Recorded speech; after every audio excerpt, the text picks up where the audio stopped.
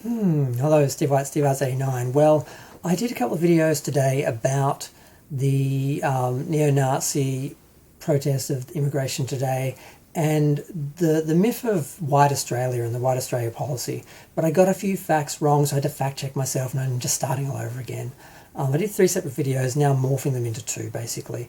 So I did one on the protest today and Victoria Police's treatment of the neo-Nazis and the counter-protesters, and now I just want to do a video about the White Australia policy because it's kind of funny. I grew up post-White Australia, of course, and I grew up believing, like a lot of people did, that Australia was a white country and that immigration was a new thing. And although I wasn't threatened by immigration, I thought people from other countries were good. I liked the idea of the melting pot and the multicultural society, and I always looked to the city as an example of that, and I always wanted to move out of the country, move into the city so I could be exposed to other cultures and other people.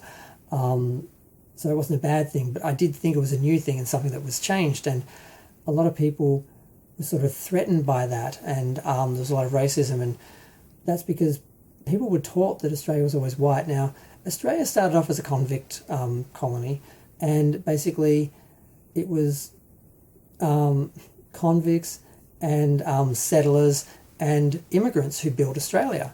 But unfortunately, around the turn of the century, in 1901, I believe, or around the turn of the century, the white, racist English people basically were looking around. They were not enjoying the diversity they were seeing. They were racist towards particularly the Chinese immigrants, and they basically created policy and basically kicked them all out. So the people who helped build the country through just, its beginnings and the gold rush and everything, they basically kicked them all out, and they tried to keep it only white people. But eventually the country started to literally shrink, like there weren't enough people. They had to start bringing more immigrants in. So at first they started only bringing white people in, but not only were they lazy, but they didn't want to come, even though they made it really cheap and affordable, and they spent a lot of time and money promoting it. They couldn't get enough people. So eventually in the 60s or 70s, I think it was the 70s, they actually, I don't know when the Europeans started coming in. I thought they started coming in the 50s and 60s, because it was 1945, 50 they started to push that we need more people. But I'm not sure what happened in 1970. I know they changed certain laws, but I'm not sure who they were discriminating against fully. I think it was Asian people and anyone who wasn't white, because the Europeans are sort of white, so they'll bring the Europeans over first, I think from the 50s and 60s. But the 70s they changed the laws again, and then we saw a lot of racism. Each sort of new wave of immigrants from, the Italians and the Greeks and the Lebanese and the Vietnamese and the Cambodians and the Africans and just each wave of people, or each sort of country that was bringing people in, would get pushback and racist reaction from people. And it's all based on this myth that Australia was a white country to begin with. Well, for starters, the land was owned by the Aboriginal people, and we came and invaded their country and took it over. So it was never white to begin with, and it wasn't built by white people. And for a while there, a good 50 years, it was pretty white, but that was something that was created after the fact, based on discrimination and an impractical policy that didn't work, and they eventually had to reverse it and start bringing immigrants in again. And now people are protesting it, and they're buying into the otherism, this idea that the problems that we have today, we supposedly didn't have in the past, and we have them today because of immigration and diversity and representation.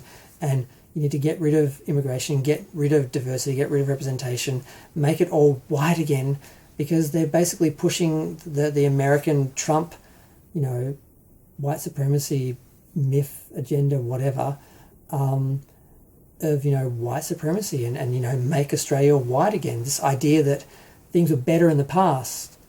Well, they weren't better for gay people or people of colour. They might have been better for white people, maybe, but they may have been the only ones represented, but they weren't the only ones around. So it's just kind of weird and sad that these people, these unintelligent, insecure, uneducated people, are all just brainwashed and sold on this myth of white supremacy and otherism, and they fear these people, and they're not necessarily bad people.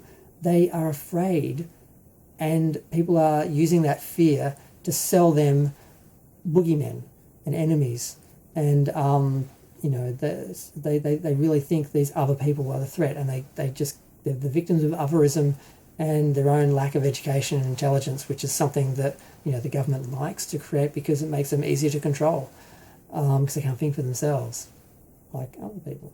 So yeah, and then they just blame those people and call them elites. That's just a mess.